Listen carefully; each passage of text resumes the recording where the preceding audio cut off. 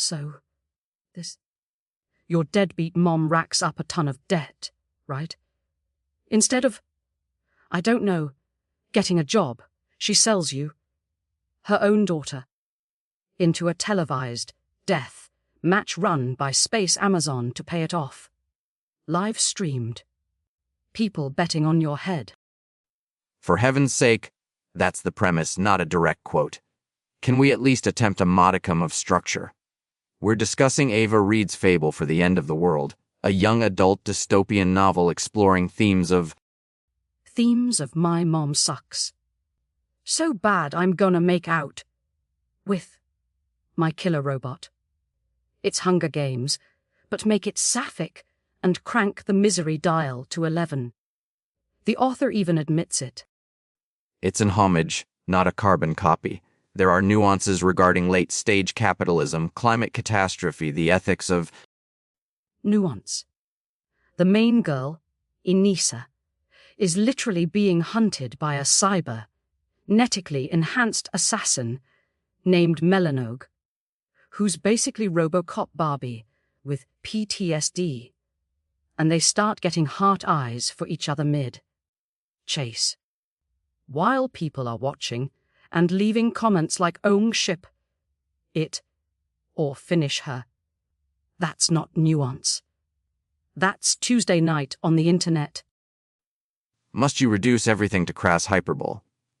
It's about the dehumanizing effects of debt and spectacle, Oh, speaking of dehumanizing, let's talk about Mommy Dearest. Seriously, selling your kid. Forget cancelling. She needs to be launched directly into the sun. She makes my Aunt Carol look like Mother Teresa. And Carol once tried to return a half-eaten rotisserie chicken. The mother character is certainly a catalyst, representing the desperation engendered by the Keras Corporation's predatory debt system. But the more compelling figure is Melanogue, a programmed killer grappling with fragmented memories, forced complicity. Yeah. Tragic backstory. Blah blah. She's hot. She kills people. She cries about it sometimes. Classic bad girl material. People are obsessed. Is she a victim? Is she a monster? Who cares? She's got cool robot parts. I bet the fanfiction is wild.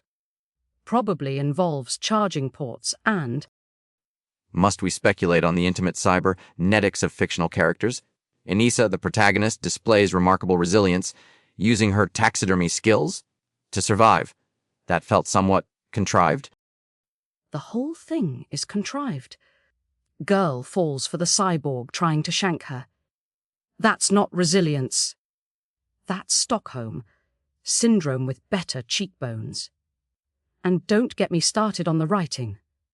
Someone actually quoted this gem. She grows like ivy on the insides of my eyelids, while running for her life. Honey, worry about the killer robot, not the horticultural state of your internal organs. The prose did occasionally veer into the overwrought. Several reviewers noted the romance felt accelerated. Under-baked, one called it, which, given the life or death stakes, is perhaps understandable but narratively unsatisfying. Unsatisfying? The ending apparently made people want to commit acts of violence against their Kindles. I saw reviews saying, ending freaking destroyed me. Felt pretty cheap. Hated it.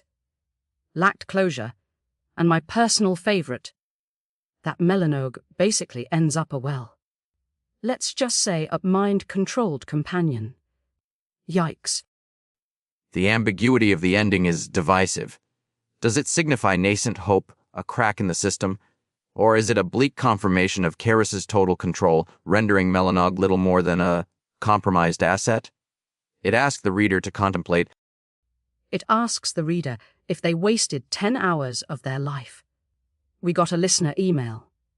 Probably fake, like all our emails. From Dystopian Deb, asking, if Melanogue were a sandwich, what kind would she be? See, that's the level of discourse this book inspires. Not deep thoughts, just sandwich analogies. That's utterly absurd. Although, perhaps something complex. A Reuben, layers, conflicting flavors, a bit messy. Nah.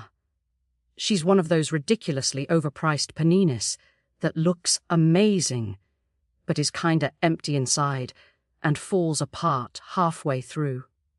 And Inisa, definitely a soggy tuna, melts someone left out in the rain. And Mom, poison. Just straight poison. This is devolving. The book attempts to critique corporate power and media complicity, even if the execution is uneven. It's certainly not the uninspired rip-off some claim, despite the obvious Hunger Games parallels, which, might I remind you, you also called derivative when we discussed that series leading to the great sci-fi Dystopia incident of 22. That was different. Hunger Games had killer wasps. This has killer debt collectors with lasers. And feelings. Look, is it high art? No. Is it a trashy good time watching pretty people try not to die while maybe falling in love? Kinder. Did the ending make me want to throw my non-existent copy across the room? Absolutely. So, your final assessment is literary whiplash? My final rating is 2 out of 5. Dead-eyed stares from your killer girlfriend. Points for the mom hate and the cyborg angst. Deductions for making me Google, can ivy grow in a rib cage? I suppose I'll rate it 6 out of 11 predatory loan agreements. It provokes discussion, albeit often nonsensical discussion, but ultimately buckles under the weight of its own ambition and questionable romantic trajectory. See? We agree. It's ambitiously messy. That is not what I said. Whatever, Professor Pedantic.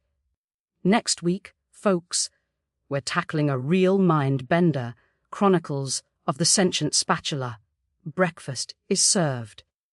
Sounds greasy. Until then, you've been listening, against your better judgment, I assume, to Heart Book Radio. Keep it trashy, bookworms.